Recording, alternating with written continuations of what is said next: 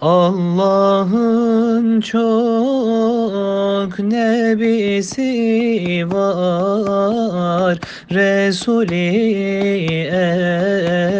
Ekrem'i başka, şeriat babı içinde İmam-ı Azam-ı başka, şeriat babı içinde İmam-ı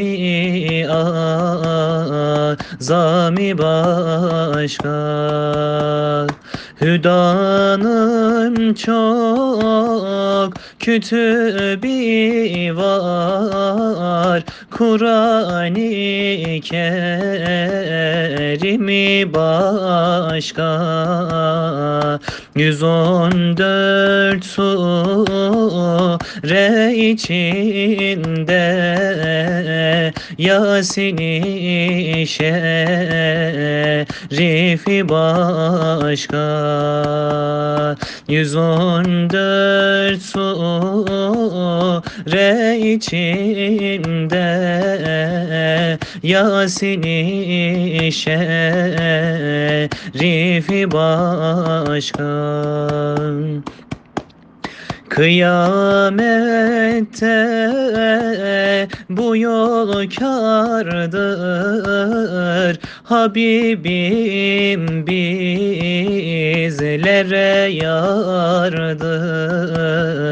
Cihanda çok sular vardır, Kabe'nin zemzemi başka. Cihanda çok sular vardır, Kabe'nin zemzemi başka. Ey irşadi yok irfanı, sefası yok bu dünyanın. Ebu Kasım peygamberin kula şefaati başka.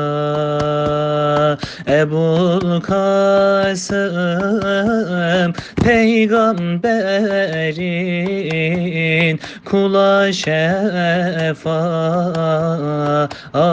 başka. Ala Resulina Muhammedin salavat.